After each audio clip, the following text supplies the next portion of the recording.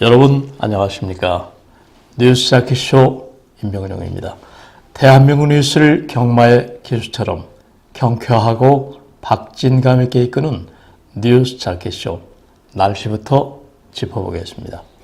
소설이 지나고 아침 기온이 영하로 떨어지면서 이제 그 늦가을마저 다 가버렸지 않았나 하는 아쉬움도 좀 들죠. 추워진 날씨만큼 이른 겨울에 첫눈이라도 내려줬으면 하는 마음이 들기도 합니다. 서울을 비롯한 이번 주말 휴일 날씨는 대체로 맑겠습니다. 금년 가을 들어서 가장 추운 아침 기온을 보였다, 이런 예보가 나와 있고 주말 휴일로 갈수록 기온은 조금 오르겠습니다. 오늘 서울 지방 아침 최저 기온이 영하 4도 가까이 떨어졌습니다. 산책길에 보니까 웅덩이에 물이 얹은 것을 볼 수 있었어요. 낮 최고 기온도 그다지 오르지 않아서 6도 정도에 머무르겠습니다. 뉴스 자키쇼 시작하겠습니다. 먼저 정부 탄력근로개선위원회 검토, 이런 주제입니다. 문재인 대통령은 어제 경제사회노동위원회 출범식에서 경제를 살리고 양극화 또 일자리 문제를 해결하는 포용국가로 가기 위해서 노동계와 경영계, 정부 모두 함께 협력해야 한다고 역설했습니다. 이는 자기 요구를 관철하기 위해서 투쟁하는 게 아니라 대화와 타협, 양보와 또 고통 분담을 통해서 합리적인 대안을 찾아야 한다는 의미입니다. 문재인 정부의 새로운 사회적 대화 기구인 경사노위는 탄력 근로제 기간 확대 등에 반발하는 민주노총의 참여를 요구하면서 일단 17명 체제로 어제 출범을 했죠.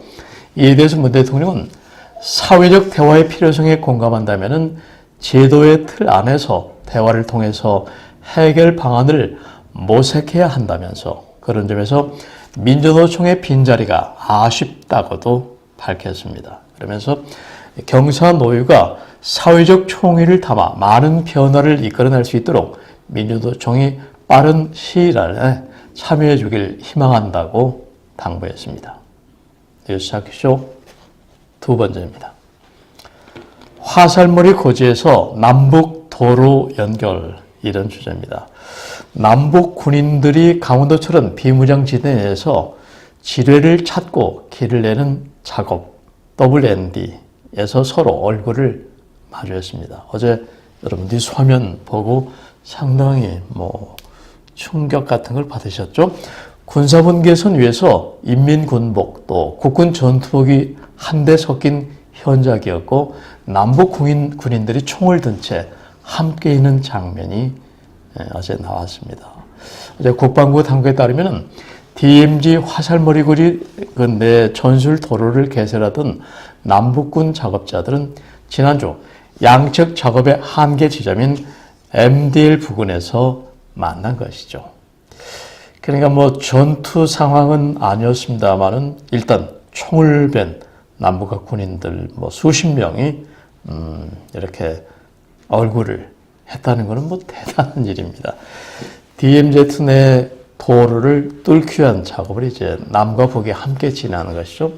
남북은 연말까지 도로 다지기 또 평탄화, 배수로 설치 등 남은 작업을 완료할 계획이라고 합니다. 해당 작업은 내년 4월부터 진행될 남북의 공동 유해 발굴을 위한 사전 작업입니다. 남북 군 당국은 지난 10월부터 이곳에서 지뢰 작업, 제거 작업 또 도로 개설을 병행하면서 북측으로 1.3km, 남측으로 1.7km 등 총 3km 길이의 길을 텄습니다. 뉴스 자키쇼 세 번째입니다. 정부 조선업체 살리기 1조 7억 지원, 이런 주제입니다. 고사 위기에 처한 중소조선업체를 살리기 위해서 정부가 1조 7천억 원을 지원합니다. 또 2025년까지 액화 천연가스, LNG 연료 추진선 140척을 발주하기로 했습니다. 정부는 어제 국정현안 조정점검회의에서 이런 내용을 담은 조선산업 활력 제고 방안을 확정했습니다. 이번 대책은 현대중공업 등 대형사보다 중소조선사 또 기자재업체에 초점을 맞췄습니다. 이에 따라 자체 자금 조달이 불가능한 중소조선사에 신규 대출 7천억 원을 알선하기로 했습니다. 또 연내 만기가 돌아오는 기자재업체 대출 보증도 내년 말까지 1년간 일괄 연장합니다. 뉴스착쇼 네 번째입니다. 가계빚 1,500조 원 돌파, 기타 대출 7조. 네, 이런 조제인데요. 우리 국민의 가계빚이 1,500조 원을 넘어섰습니다. 여러분은 가계빚 얼마나 안고 있습니까? 빚이 없는 가정이 없겠죠. 지난해 3분기 이후 1년 만에 100조 원이 는 수치인데요. 한국은행이 발표한 2018년 3분기 중 가계 신용 잠정치에 따르면 3분기 가계 신용은 전분기보다 22조 원 증가한 1,514조 4천억 원입니다. 항목별로 보면 가계 대출이 전분기보다 18조 5천억 원 늘었고 신용카드 이용 등 판매 신용은 3조 6천억 원 늘어난 86조 7천억 원이었습니다. 가계 신용은 국내 가계가 금융회사에서 빌린 돈 그리고 아직 결제하지 않은 신용카드 사용 금액을 포함하는 것으로 가계빚 총량을 의미합니다. 정부는 가계빚 급증을 막기 위해서 그동안 전방위 대책을 쏟아냈고 그 연장선상에서 살펴보면 3분기 성적표는 그다지 나쁘지 않다고 이렇게 언급을 했는데요. 가계빚이 사상 처음 1,500조 원을 돌파하긴 했지만은 증가 속도는 크게 둔화됐기 때문이란 설명입니다. 결국 그게 그건데 하지만 빚을 두고 방심할 수는 없는 일이죠. 소득이 빚이 증가하는 속도만큼 빠르게 늘지 않기 때문입니다. 문소장 한국은행 금융통계팀장은 가계빚 증가세가 여전히 가계소득 증가세보다 높은 만큼 가계부채 부담은 가중되고 있다고 말했습니다. 내일 갚을 빚, 모레 갚으면 그게 돈인가요? 아니죠. 마찬가지죠. 9.13 부동산 대책 등으로 주택담보대출이 사실상 어려워진 데다가 지난달 31일 은행권의 총 부채 상환 능력 비율 규제가 시행되면서 지난달에만 신용대출 등 기타 대출이 7조 원이 늘어났기 때문입니다. 제1금융권에서 돈을 빌리지 못하는 사람들이 제2금융권, 제3금융권, 사채까지 쓰게 되니까 결국은 전 국민의 가계빚이 점차 늘어날 수밖에 없는 것이죠. 이번에는 뉴스 제목의 힘, 헤드라인 뉴스입니다. 먼저 뒤로 가는 소득 주도 성장, 가난한 사람만 더 가난해졌다. 수십 년 전, 100여 년 전에도 그랬어요. 빈익빈 부익부 현상이다. 잘 사는 사람은 더욱 잘 살게 되고 못 사는 사람은 더욱 건강해진다. 그런 게 지금도 그대로 적용이 되나요? 다음, 미국 1최대 은행 대북 제재 위반 수사. 세컨더리 보이콧. 북한과 거래한 세계 모든 그런 사업체는 미국이 제재를 더욱 조여간다 그런 얘기입니다. 다음, OECD 한국 2020년까지 2%대 성장 머물 것. 경제 성장률이 주춤하거나 지금 더 낮을 것이라는 OECD의 이런 발표입니다. 다음, 고용세습 비리 국정조사 합의. 다음, 예비역 장성 400여 명 문정부 안보정책 전면 재검토해야. 다음, 촛불로 뜬 이재명 4대 의혹에 코너로 몰렸다.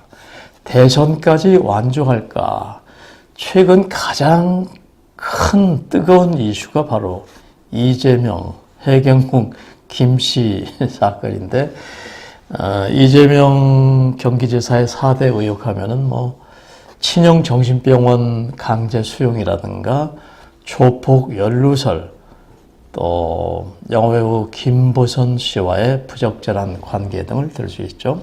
다음, 매티스 미 국방 내년 독수리 훈련 축소, 대북 유화, 압박카드. 미국이 북한에 대해서 한미연합훈련을 축소하면서 유화 정책을 쓰면서도 압박카드를 내밀고 있다. 그런 내용이었습니다. 뉴스 제목의 힘, 헤드라인 뉴스였습니다. 이번에는 쉬어가는 페이지 시 언덕길. 오늘은 김형영 시인의 지금 여기란 제목의 시 소개해드리겠습니다. 아침 산책길 새들의 노래, 몸도 마음도 깨어 문득 허공을 날고 싶다. 만나는 사람 없어 말을 건넬 수는 없지만 아침 새들의 노래는 허공보다 멀리 조잘조잘 날아간다. 시계에 따라 살다 보니 숨어있는 기쁨 다들 모르겠지. 마음껏 혼자 심호흡하는 아침이면은 행복이 지금 여기에 있다는 것을 나눠주고 싶어 견딜 수 없다. 아침 산책길, 오늘 아침도 저는 산책을 했는데 역시 공기는 좀 차갑지만은 맑고 투명한 그런 공기, 햇살 이런 게 아주 신선했습니다. 깨끗한 공기를 만나면 심호흡을 하게 되는데 기분도 참 좋아지죠. 새들 날아가는 것, 또 새소리 이런 게 음이온을 발생해가지고 실제로 사람을 건강하게 한다고 하네요. 시 언덕길 오늘은 김형영 시인의 지금 여기란 제목의 시 소개해드렸습니다. 이번에는 생활 뉴스 두 가지입니다. 먼저 미세먼지로 세계 각국 사람들 수명 단축, 이런 주제입니다. 미세먼지로 인해서 전 세계인의 기대 수명이 2년 가까이 줄었다는 연구 결과가 나와서 주목되고 있습니다. 특히 대기오염은 흡연이나 음주, 에이즈보다 더 건강에 위협을 주는 요인으로 밝혀졌습니다. 미국 시카고대 에너지정책연구소는 지난 19일 발표한 대기질 수명지수 보고서에서 이같이 밝혔는데요. 보고서는 전 세계에서 지름 2.5 마이크로미터 이하의 초미세먼지가 세계보건기구 권고 기준인 1세제곱미터당 10 마이크로그램 밑으로 줄어든다면 기대 수명이 1.8년 늘어날 것이라고 분석했습니다. 그러니까 미세먼지가 줄어들면 기대 수명이 늘어나지만 미세먼지가 늘어나면 수명이 그만큼 단축이 된다는 얘기인데요. 국가별로 보면 네팔인 수명이 4.4년 단축돼 가장 미세먼지 피해가 심했고 인도가 4.3년, 방글라데시 4.2년 이렇게 줄어드는 순이었습니다. 우리나라는 그나마 좀 다행인 게 1.4년 정도 기대 수명이 줄어든다고 조사되었습니다. 생활뉴스 두 번째입니다. 내년부터 서울 모든 고3의 무상급식, 이런 주제입니다. 서울시와 서울시 교육청이 고교를 대상으로 한 친환경 무상급식의 전면 시행 시기를 오는 2021년에서 내년으로 앞당기기로 했습니다. 시는 애초 내년 9개 자치구에서 고교 3학년부터 시범 운영할 예정이었지만 여타 자치구에서도 추가로 참여를 희망하면서 내년부터 모든 자치구가 동참하기로 합의를 마쳤다고 밝혔습니다. 이에 따라 서울시는 모든 고3 학생들에게 내년부터 전 자치구의 국공립, 사립 등 학교 유형과 관계없이 무상급식을 시행하게 됩니다. 시대적인 상황은 다릅니다만은 6, 70년대 어머니들 도시락 살림은 얼마나 힘들었습니까? 반찬도 그렇지만 근데 요즘은 학교에서 고3 학생들에게 무상 급식을 한다네요. 좋은 세상입니다. 이제 마무리 순서입니다. 지금 우리 세상을 돌아보면은 내가 먼저 차지하고 도달하지 않으면 뒤처지게 된다는 성취 욕구, 그런 심리로 꽉 차 있습니다. 성취 욕구 자체가 나쁜 건 아니지만은 지나치다 보면은 욱하는 분노에 빠지고 이것은 분노 조절 장애 증상으로 이어진다고 하네요. 힘껏 일하고 정당한 대가를 받으면서 작지만은 기울인 만큼의 보상과 보람을 누릴 수 있는 그런 사회 기반, 그런 세상이 좋겠다는 생각을 해봅니다. 뉴스프리전 뉴스 자켓쇼, 지금까지 편집국장 임병용이었습니다. 감사합니다.